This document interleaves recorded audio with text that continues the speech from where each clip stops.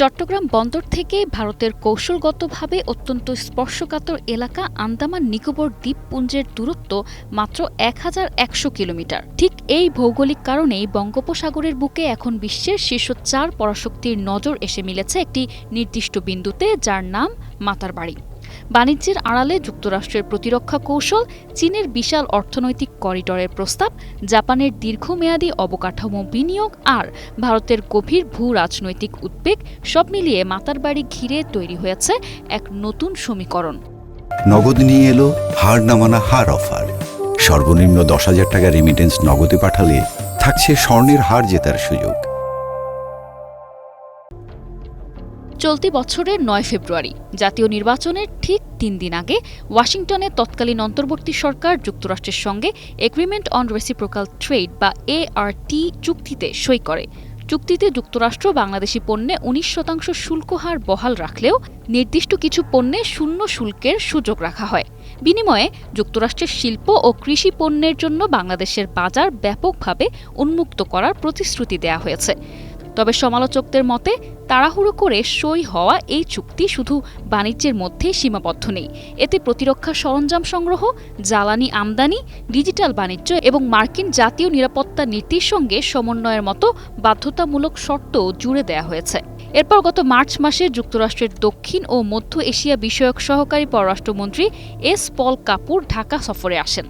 তার ওই সফরের পর থেকেই নতুন করে আলোচনায় আসে GSOMIA এবং আকসার মতো দুটি ফাউন্ডেশনাল প্রতিরক্ষা চুক্তি।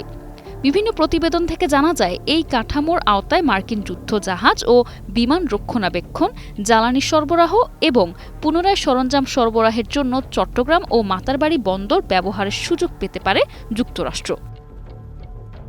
যদিও মে মাসে পররাষ্ট্র প্রতিমন্ত্রী শামা ওবায়দ স্পষ্ট করে জানিয়েছেন, জাতীয় স্বার্থ শতভাগ নিশ্চিত না হওয়া পর্যন্ত কোনো দেশের সাথেই এমন চুক্তিতে সই করবে না বাংলাদেশ।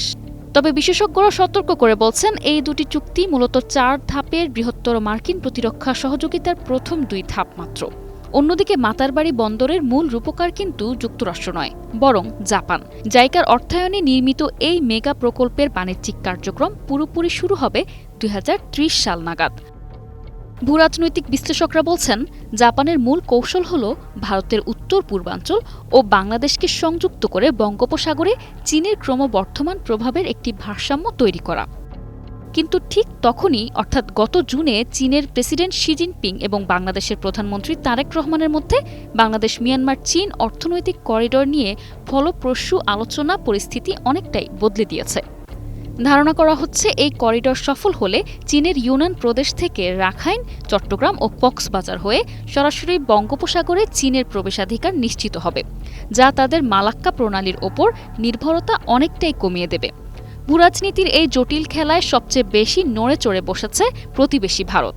কারণ চীনের এই করিডর সফল হলে তা ভারতের অত্যন্ত স্পর্শকাতর শিলিগুড়ি করিডর বা চিকেন স্নেকের খুব কাছাকাছি একটি কৌশলগত অবস্থান তৈরি করবে। আবার মার্কিন বাংলাদেশ প্রতিরক্ষা চুক্তি চট্টগ্রামকে আন্দামান নিকোবরের খুব কাছাকাছি নিয়ে আসবে, যা দিল্লির জন্য সমান মাত্রার উদ্বেগের কারণ হয়ে দাঁড়িয়েছে।